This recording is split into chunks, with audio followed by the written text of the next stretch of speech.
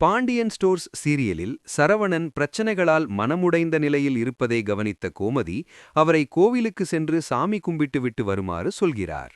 அதன்படி கோவிலுக்கு சென்ற சரவணன் தரிசனம் முடித்து பிரசாதம் வாங்கி வெளியே வரும்போது எதிரே வந்த ஒரு பெண்ணுடன் எதிர்பாராத விதமாக மோதுகிறார். பின்னர்தான் அந்த பெண் சரவணனின் முன்னாள் காதலி அஞ்சலி என்பது தெரிய வருகிறது. பல வருடங்களுக்குப் பிறகு சந்தித்த இருவரும் பழைய நினைவுகளை பகிர்ந்து கொண்டு பேசுகிறார்கள்.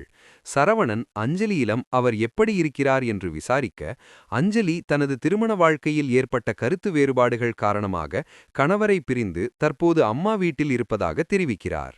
மறுபுறம் சரவணனும் தன் மனைவி தங்கமயிலுடன் ஏற்பட்ட பிரச்சனையால் பிரிந்து வாழ்ந்து வருவதாகவும் விவாகரத்து தொடர்பான நடவடிக்கைகளில் ஈடுபட்டு வருவதாகவும் கூறுகிறார். இந்த சந்திப்பு சரவணன் வாழ்க்கையில் மீண்டும் அஞ்சலி முக்கிய இடம் பிடிக்கப் போகிறாரா என்ற கேள்வியை எழுப்புகிறது.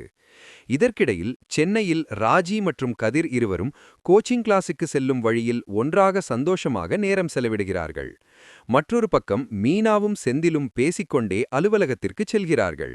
அப்போது கோமதி மீனாவுக்கு ஃபோன் செய்து, உங்க மாமா என் கூட என்னமோ பேசல, நான் இனி அவர் கூட பேச மாட்டேன், எனக்கு ஒரு மாதிரி இருக்கு, ஞாயிற்றுக்கிழமை வீட்டுக்கு வா என்று கூப்பிடுகிறார்.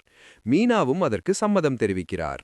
அப்போது தன்னுடைய அம்மாவுக்கும் பொண்டாட்டிக்கும் இடையில் இருக்கும் மாமியார் மருமகள் பாசத்தை பார்த்து செந்தில் கண் வைக்கிறார். சிறிது நேரத்தில் தங்கமயில் மீனாவுக்கு ஃபோன் செய்து பேச அதை கவனித்துக் கொண்டிருந்த செந்தில் மீனா இன்னும் தங்கமயிலுடன் தொடர்பில் இருப்பது பற்றி கோபப்பட்டு சண்டை போட்டுவிட்டு நடந்து கொண்டு அங்கிருந்து சென்று விடுகிறார். இறுதியாக கோச்சிங் கிளாஸ் முடிந்த பிறகு ராஜியை அழைத்து கொண்டு புடவை கடைக்கு செல்லும் கதிர் அவளுக்கு பிடித்த புடவையை வாங்கி கொடுக்கிறார். பிறகு கோமதி கதிருக்கு ஃபோன் செய்து, ராஜி எப்படி இருக்கா, அவளை நல்லா பாத்துக்கோ, அவ ரொம்ப பாவம் என்று சென்டிமெண்டாக பேசுகிறார்.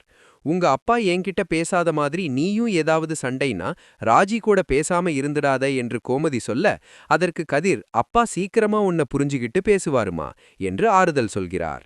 இப்படியாக இன்றைய எபிசோடு முடிவடைகிறது.